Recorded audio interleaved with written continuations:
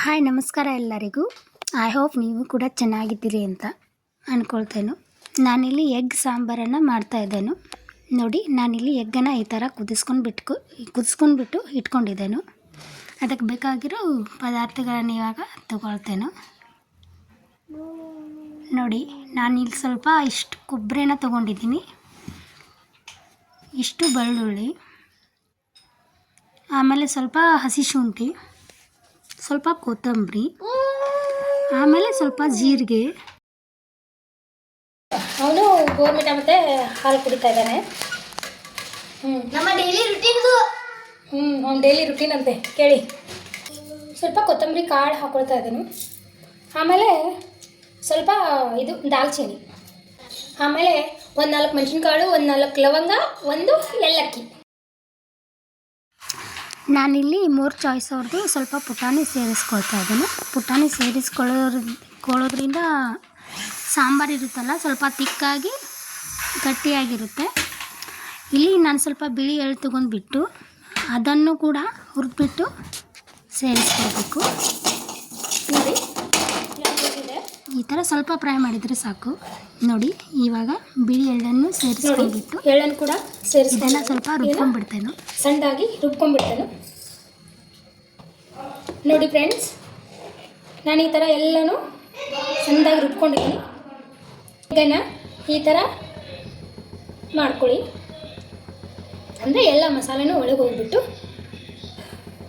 ಇನ್ನೊಂದು ಸ್ವಲ್ಪ ರುಚಿಯಾಗುತ್ತೆ ಅಂತ. ಇವಾಗ ಒಂದು ಪಾತ್ರೆಯಲ್ಲಿ ಎಣ್ಣೆನ ಕಾಯಿಗಿಡ್ತಾ ಇದ್ದಾನೆ. ಚೂರು ಅರಿಶಿನ ಪುಡಿ ಹಾಕೊಂಡ್ಬಿಟ್ಟು ಎಗ್ಗನ್ನೆಲ್ಲ ಕ್ರ್ಯಾಚ್ ಮಾಡಿರ್ತೀವಲ್ಲ ಇದನ್ನು ಇದರಲ್ಲಿ ಹಾಕ್ಕೊಳ್ಬೇಕು. ಪುಡಿ ಹಾಕ್ಬಿಟ್ಟು ಎಗ್ಗನ್ನು ಫ್ರೈ ಮಾಡ್ಕೊಳ್ಬೇಕು. ಈ ಎಗ್ಗನ್ನು ಫ್ರೈ ಮಾಡ್ಕೊಳ್ಳೋದ್ರಿಂದ ಇನ್ನೂ ಸ್ವಲ್ಪ ಚೆನ್ನಾಗಿ ಅನಿಸುತ್ತೆ, ಸಾಂಬಾರು ಕೂಡ ಚೆನ್ನಾಗಿ ಬರುತ್ತೆ. ಅದರಿಂದ ಸ್ವಲ್ಪ ಫ್ರೈ ಮಾಡ್ಕೊಳ್ಬೇಕು. ನೋಡಿ, ಈ ಥರ ಬಣ್ಣ ಬದಲಾಗ್ತಾ ಇದೆ.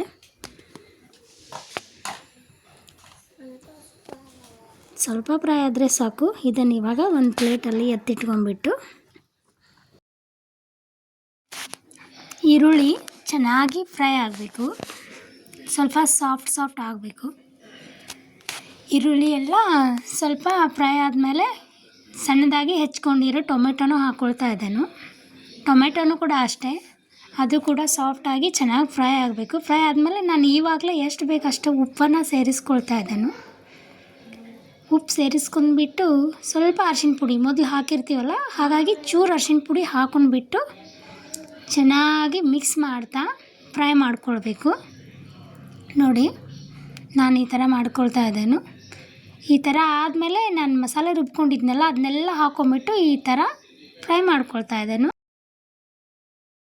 ಸ್ವಲ್ಪ ಮೇಲೆ ಮುಚ್ಚಿಬಿಡೋಣ. ನೋಡಿ, ಇವಾಗ ಈ ಥರ ಫ್ರೈ ಆಗಿದೆ. ಇವಾಗಲೇ ಖಾರ ಹಾಕ್ಕೊಳ್ತಾ ಇದ್ದೇನೆ. ನಮ್ಮ ಮನೆಯಲ್ಲಿ ಖಾರ ಸ್ವಲ್ಪ ಜಾಸ್ತಿನೇ ತಿಂತಾರೆ, ಹಾಗಾಗಿ ನಾನು ಖಾರ ಸ್ವಲ್ಪ ಜಾಸ್ತಿನೇ ಹಾಕ್ಕೊಳ್ತೇನೆ. ನೋಡಿ, ಖಾರ ಹಾಕ್ಕೊಂಡ್ಬಿಟ್ಟು ಈ ಥರ ಇವಾಗ ಎಷ್ಟು ಬೇಕಷ್ಟನ್ನು ನೀರು ಸೇರಿಸ್ಕೊಂಡ್ಬಿಡ್ತೇನೆ. ನೀರು ಸೇರಿಸ್ಕೊಂಡ್ಬಿಟ್ಟು ನೋಡಿ, ನಾನು ಇವಾಗ ಎಲ್ಲನೂ ಇದನ್ನು ಇವಾಗಲೇ ಖಾರ ಉಪ್ಪು ಮತ್ತು ಸರಿ ಇದೆ ನೋಡ್ಕೊಂಡ್ಬಿಟ್ಟು ನೋಡಿ, ಸ್ವಲ್ಪ ಖಾರ ಕೂಡ ಕಡಿಮೆನೇ ಆಗಿದೆ. ಕೊಬ್ಬರಿ ಹಾಕಿದ್ದೀವಲ್ಲ, ಕೊಬ್ಬರಿ ಹಾಕೋದ್ರಿಂದ ಸ್ವಲ್ಪ ಖಾರ ಕಡಿಮೆನೇ ಆಗುತ್ತೆ. ನಮ್ಮ ಮನೆಯಲ್ಲಿ ಸಪ್ಪಗಾದರೆ ಯಾರೂ ತಿನ್ನಲ್ಲ, ಸೊ ಹಾಗಾಗಿ ನಾನು ಖಾರ ಹಾಕ್ಕೊಳ್ತಾ ಇದ್ದೇನೆ. ಹೆಚ್ಚಿದ ಕೊತ್ತಂಬರಿ ಕೂಡ ಹಾಕ್ಕೊಂಬಿಟ್ಟು ತಿರುವಾಡಿ ಮೇಲೆ ಒಂದು 5 ನಿಮಿಷ ಮುಚ್ಚಿಟ್ಬಿಡ್ತೇನೆ. ನೋಡಿ, ಈ ಥರ ಕುದಿ ಬಂದಮೇಲೆ ನಾನು ಫ್ರೈ ಮಾಡಿದ್ದ ಎಗ್ಗನ್ನೆಲ್ಲ ಸೇರಿಸ್ಕೊಳ್ತಾ ಇದ್ದೀನಿ. ನೋಡಿ ಎಷ್ಟು ಚೆನ್ನಾಗಿ ಬಂದಿದೆ ಸಾಂಬಾರು ಅಂತ. ನಿಜವಾಗ್ಲೂ ತಿನ್ನೋಕ್ಕೂ ಕೂಡ ಅಷ್ಟೇ ರುಚಿಯಾಗಿರುತ್ತೆ. ನೀವು ಹೇಗೆ ಮಾಡ್ತೀರಾ ಅಂತಲೂ ಕೂಡ ಕಮೆಂಟ್ ಮಾಡಿ. ನಾನು ಮಾಡಿರೋದು ಇಷ್ಟ ಆಗಿದ್ದರೆ ನೀವು ಈ ಥರ ಮನೆಯಲ್ಲಿ ಮಾಡ್ಕೊಳ್ಳಿ. Thank you for watching my video. ಮತ್ತೊಂದು ವಿಡಿಯೋದಲ್ಲಿ ಭೇಟಿಯಾಗೋಣ.